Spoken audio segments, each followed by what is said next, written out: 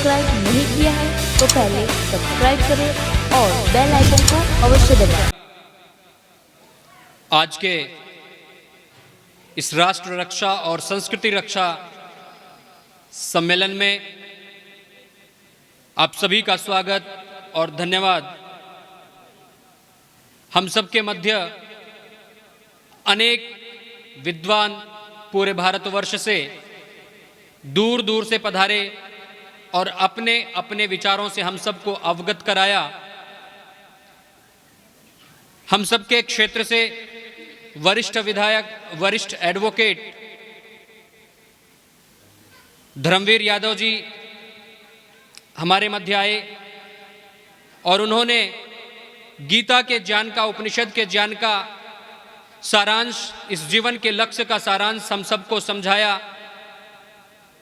गीता, उपनिषद, वेद, इन तीनों को मिलाकर के बृहत्त्रयी कहा जाता है, इसका ज्ञान हम सबको दिया, अवगत कराया और आज समाज की बुराइयों से अवगत कराते हुए कानूनी सहायता की बातें भी हम लोगों को बताई। मैं हृदय की गहराइयों से एडवोकेट धर्मवीर जी का धन्यवाद करता हूं। हमारे मध्य पानीपत से पधारे आचार्य सुश्रुत सामश्री, जिन्होंने हमें ओम भूर्भुवः स्वः और गायत्री के गूढ़ रहस्यों को समझाने का प्रयास किया और पिछले 2 दिनों से कल और आज में हमें जो कुछ भी ज्ञान दिया, मैं उनका भी हृदय की गहराइयों से आभार प्रकट करता हूं। और सबसे ज्यादा मैं आभार प्रकट करता हूं कि इस भूमि की जो धरोहर है, इस भूमि के लाल कहे जा सकते हैं, वीर रस से ओत प्रोत अपने विचारों को 2 दिन से हमारे साथ जो साझा कर रहे थे प्रोफेसर डॉक्टर सारस्वत मोहन मनीषी जी अभी वर्तमान में हमारे मध्य नहीं है। हम उनके वचनों को, उनके शब्दों को अपने जीवन का आधार बनाएं, अपने जीवन का अंग बनाएं, यही हमारा उनके लिए धन्यवाद और धन्यवाद के शब्द होंगे। और गुजरे हुए जो हमारे वीर शहीद हुए हैं उनके लिए, रणबांकुरों के लिए वही श्रद्धांजलि होगी। अगर हम अपने शब्दों को संभाल के रखना चाहते हैं तो हमें अपने शास्त्रों की तरफ लौटना होगा। जब तक हम अपने शास्त्रों का अध्ययन नहीं करेंगे तब तक हम पददलित होते रहेंगे। इन शब्दों को, इन बातों को, ग्रंथों की रचनाओं को हमें याद रखना होगा, नहीं तो यही होता रहेगा। दे दी हमें आजादी बिना खड्ग बिना ढाल, साबरमती के संत तूने कर दिया कमाल। कब तक इस बोझ को हम ढोते रहेंगे? अगर हम अपने शास्त्रों से ना जुड़े तो इसी प्रकार से हम अज्ञान के अंधकार में चलते रहेंगे। हम अपने क्रांतिकारियों को, अपने बलिदानियों को भूलते रहेंगे, उनकी कुर्बानियों को भूलते रहेंगे।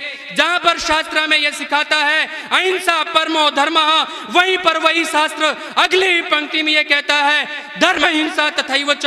अगर हम इस वाक्य को अपने जीवन में नहीं अपनाएंगे तो हम एक दिन मिटा दिए जाएंगे।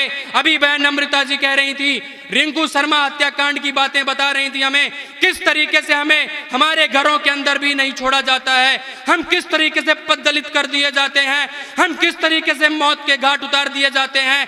तो मैं इन श्रद्धा के सुमनों को अपने सारस्वत मोहन मनीषी जी के चरणों में अर्पित करता हुआ मैं उन्हें भी धन्यवाद ज्ञापित करता हूं। और अंत में डॉक्टर कैलाश कर्मठ जी का भी मैं धन्यवाद करता हूं, जो बंग भूमि से हमारे बीच पधारे हैं इसी भूमि के धरोहर। अपने सुमधुर वचनों से, अपनी अनेक ज्ञानमयी बातों से हम सबको जीवन के हर एक अंग से प्रभावित किया है। और उसके बाद बहन अमृता जी का भी मैं दिल की गहराइयों से धन्यवाद करना चाहता हूं कि उन्होंने भी हमारे दिलों को झकझोरने की कोशिश की है, आग लगाने की कोशिश की है, चिंगारियों को भड़काने की कोशिश की है। जरूरत है आज के समय में हम युवाओं को, क्योंकि ये युवाओं का सम्मेलन था, तो युवाओं की जरूरत आज ये है कि इन चिंगारियों को हम पहचाने और इस चिंगारी को एक धधकती ज्वाला बना करके राष्ट्र रक्षा का प्रण लें। तभी इन सम्मेलनों का, इन आयोजनों का तभी कोई अर्थ है, नहीं तो सब व्यर्थ है। तो हम संकल्प लेते हैं